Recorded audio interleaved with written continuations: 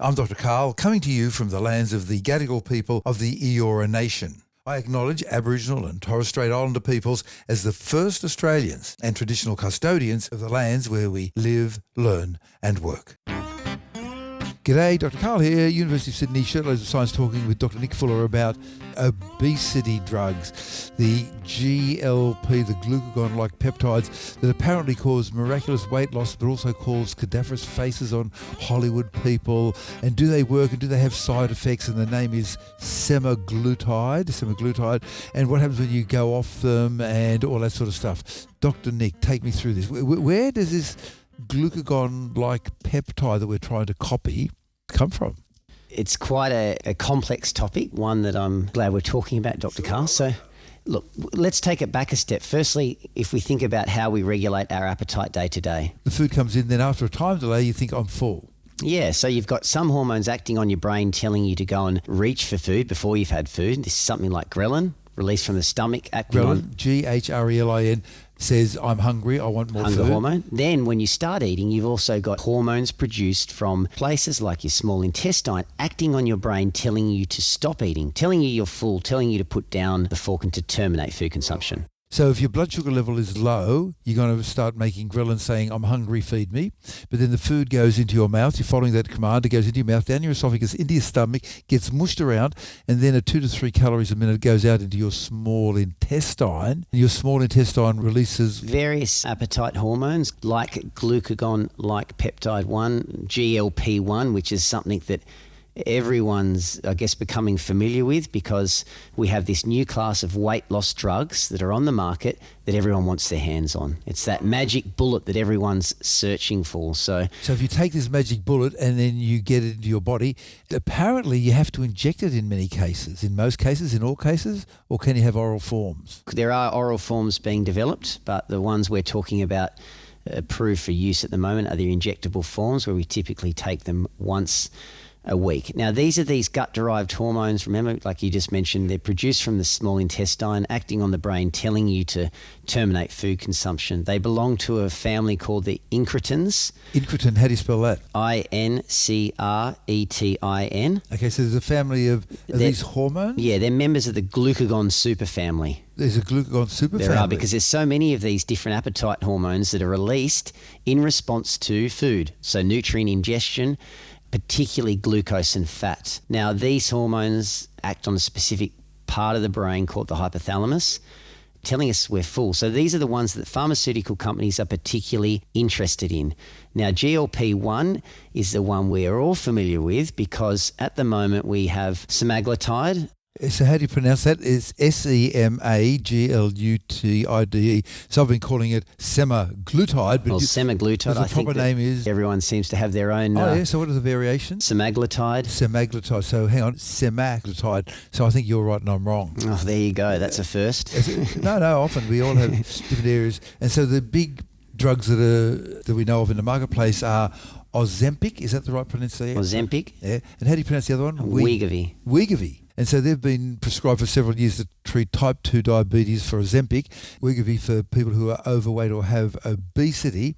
BMI is it's a crude measure. It's crude, but it's better than nothing. Yeah, we use that as the cutoff point with a BMI of 30 or above. Okay, so BMI of 30 or above, and that's your weight divided by your height squared or something like that? That's right. Okay, so...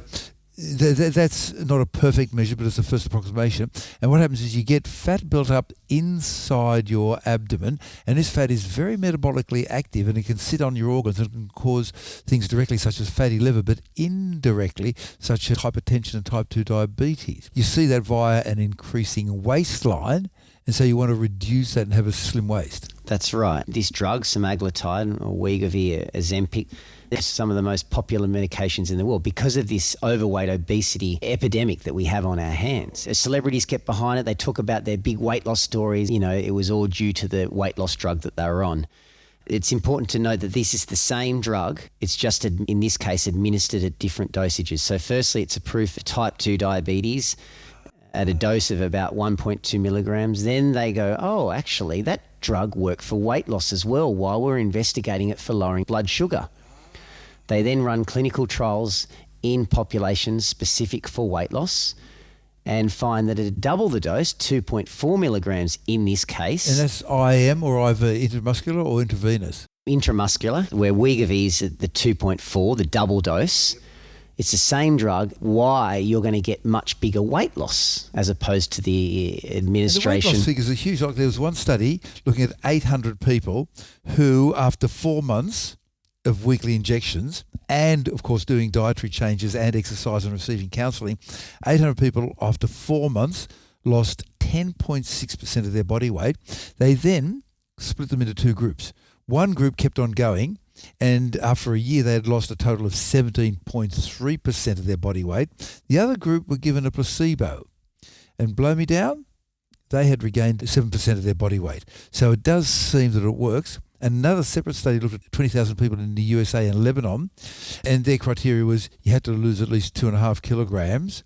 If they stopped taking the drug, 44%, call it a half, would regain 1/4 of their weight.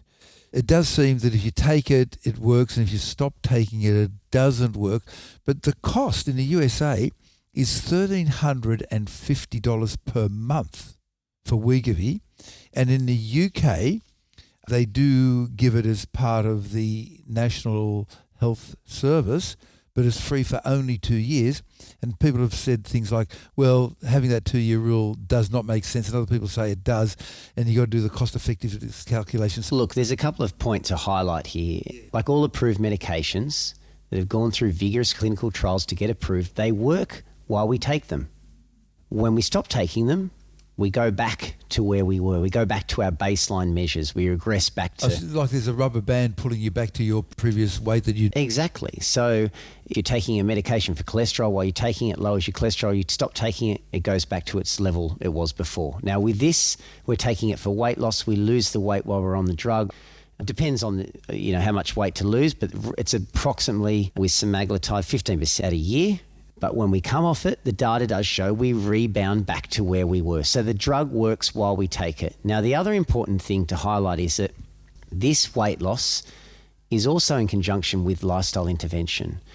Now, it is important to note, even if you are taking the drug, you still need to make changes to your lifestyle. Dietary changes, exercise. And sleep health habits. You cannot continue with your unhealthy habits, just administer the drug, suppress your appetite, and continue on your merry way. It is important to also be making the changes to the food you're putting in your body. Sleep health, because if you're low on sleep, your ghrelin goes up and you find yourself being simultaneously low on sleep and hungry for no good reason. You need sleep, not food. That's right, and they play an equally important role. But many people are, unfortunately, taking the drug, continuing on with unhealthy food choices. The drug does suppress your appetite. So this is why it's working. Remember, it's a GLP-1 agonist. It's acting on the brain, telling you that you're full. It says you are full, and suddenly you think... After a couple of mouthfuls, you feel full. A lot less food than you otherwise would, but it's important. You've got to be shifting towards healthier habits anyway, so that after you come off the drug, you have a greater chance of keeping that weight off, because unfortunately, as you've already mentioned too, the data shows you will regain the weight after you cease the medication. Now, this is not just with the semaglutide, GLP-1 we're talking about. All of the pharmaceutical companies are now bringing out drugs in this space. And they're not just limiting to the GLP-1s. We've got dual agonists. And what I mean by that is they're not just producing synthetic versions of the glucagon peptide gut hormone we're talking about. They're also working on other GLP-2 or 5 or 50 or... GIP is one example. GI, what's the I stand for? Tirzepatide is a drug produced by another company. They have a drug called Mounjaro for diabetes treatment and Zepbound for weight loss. Now, this is not just a GLP-1 agonist, it's a dual agonist. So you've got GLP-1 dual agonist. It works at two areas. Two areas. So it's also a glucose-dependent insulinotropic polypeptide. Hey, give that name to me again so I'll write down. Polypeptide, GIP. These are very hard words shortened to GIP quite rightly. That's right. And look, again, they're just belonging to this family known as the incretins. They're the gut-derived hormones. Now, what do? They regulate blood sugar levels. They slow gastric emptying. Importantly, they reduce your appetite. Not only are they now acting on one hormone, now acting on two different hormones. They get even more potent weight loss, and you get about 20% weight loss with this drug over the course of the year.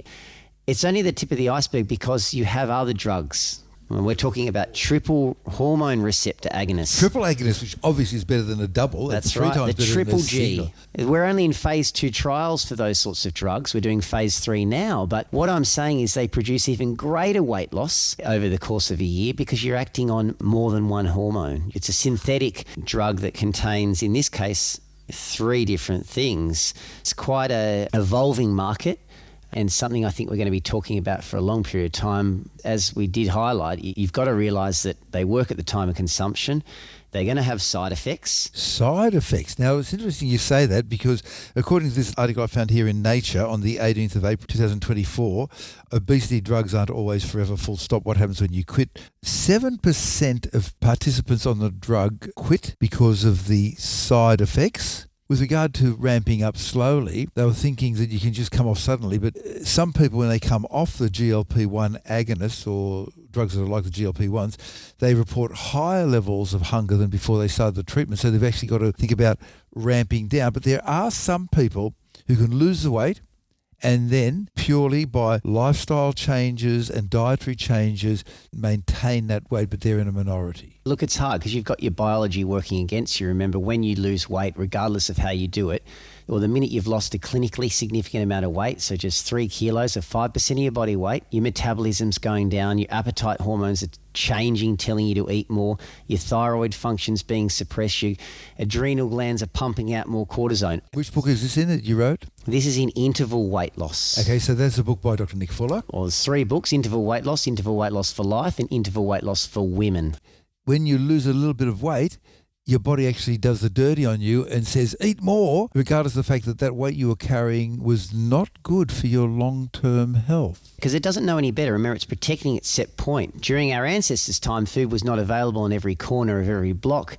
Our body learnt to shut down during times of deprivation. Now, our DNA has not changed. Our genes have not changed. Your ancestor genes in the modern day environment, you have this evolutionary mismatch. So you're really up against it when you're trying to lose weight, and this is why it is hopefully something you can prevent. But yes, if you are going to take the drugs, coming back to your point you're making, there's going to be side effects, and there's data to show that many people do quit them within a year of using them. About 2/3, in fact, who have started taking a drug of this class, known as the GLP-1s or the GLP-1 agonists, stop using them within a year. So 2 in 3 people. Now, this is a variety of different reasons. It's In a year, and that could be due to what, the cost? Okay, so variety of reasons. Definitely cost. It's an expensive medication. The second thing is the side effects. There are gastrointestinal side effects that you will experience even during that titration phase. And these are things like nausea and vomiting. And even constipation, which is the opposite of diarrhea. Yeah, and that can also be because of the diet change. Your diet's considerably changing, fiber's going down, so you will start to get constipation. You could get abdominal pain. You're also going to get things like changes in the way things taste. This is why I guess many people also come off the drug within a short period of time. It's not something that people stay on. In this article in Nature, it says that not everyone responds to GLP-1 agonists. In one clinical trial, nearly 14% of participants did not lose a meaningful amount of body weight after 1 year of taking semaglutide. Yeah, look, all the companies are coming out with their own version of this drug. We talked about the triple G, the agonists of the GIP, the GLP-1 and the glucagon receptors. I'm betting that within a year there'll be one that attacks 4 areas? Yeah, definitely. This one's working on 3 different receptors, the triple G. So you got a drug regulating blood sugar levels, or slowing stomach emptying, and also reducing appetite. Slowing? So that reduces that 2 to 3 calories per minute at which food leaves the stomach. That's right. It's all coming down to the fact that its end result, these gut hormones are working on our appetite. They're making you feel full. So you've had a few mouthfuls of food and you already feel full. So instead of sitting down to the whole plate of food, you might only get through 1/10 of what you normally would. So it's quite a drastic change in volume of food that you do start seeing. Are you running a risk of becoming nutritionally deficient? You most definitely can, and this is why I highlighted at the start that you need to be making the lifestyle changes, particularly around food. You can't continue to eat a diet that is largely fast or processed, low in fibre, low in vitamins and minerals, because you then administer this drug, you're eating even less volume of that, you're going to be nutrient deficient. So you need to be... Right. So if your diet is very high in sugar, which is good for energy, and fat, which is good for energy, you're not getting your proteins and all your micronutrients. Well, a lot of processed and fast foods are very low in nutrition. They're nutrient poor. Do you mean somebody could actually make a fast food that is nutrient rich? If you think about a food that's come out of a packet, a white refined carbohydrate source, now that's going to be very low in vitamins and minerals, very low in fibre. Okay. Now, if you're eating a lot of that, so your white bread, which is, used, say, with a fast food burger, you eat a lot of that over time, or that is what's largely making up your diet, you're not getting a lot of nutrition from that food.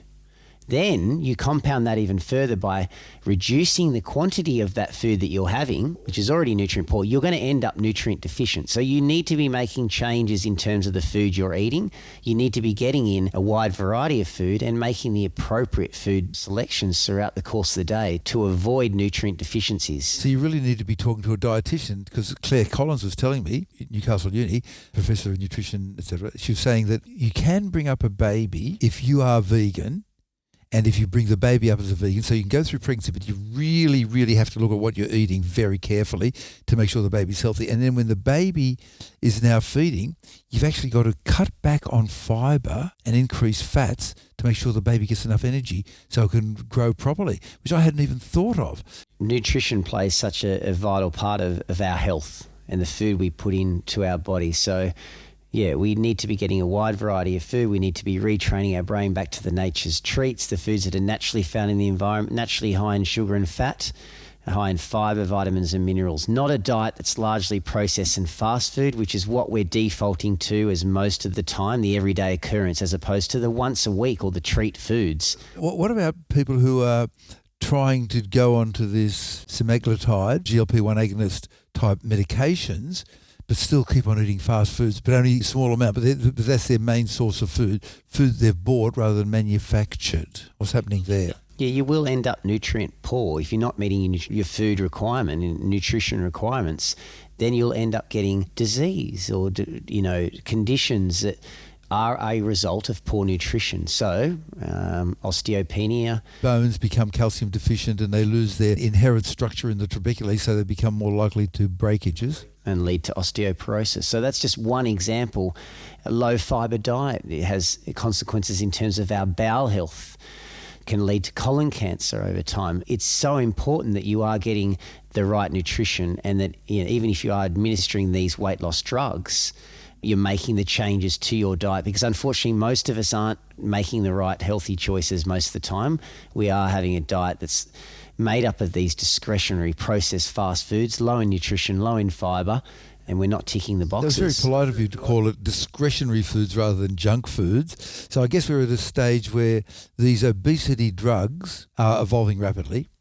We're talking about them in 3 or 4 years after they started to come in, and you're saying there will be changes with the double razor blade, the triple razor blade, the quadruple, and even the quintuple. So probably have to come back and revisit this topic in another year or two to see what people are saying. Look, thank you for this fantastic summary, Dr. Nick. So how can people follow you in your fine work, especially maybe with the obesity drugs? Have you published anything on this? Yeah, look, you can find a lot of my work at my University of Sydney profile, but also translational products on weight management, lifestyle management through intervalweightloss.com, and then more recently through implementing healthy habits in the family home through healthyparentshealthykids.com. That was your book, Healthy Parents, Healthy Kids, 6 Steps to Total Family Wellness. Yes, so that you can implement healthy habits in the family home and prevent your children having this lifelong struggle with weight and health that many of us as adults are going through. This is what we can prevent so that we don't have to be administering drugs to get our waistlines back under control. The waistline, because inside that waistline, there's fats that are metabolically active, coating your internal organs, doing bad things. Okay, skinny waist. Look, thank you very much, Dr. Nick, and I look forward to catching up for an update shortly. Thank you, Dr. Karl. Always a pleasure to chat. Shirtloads of Science is washed, spun and aired by the University of Sydney.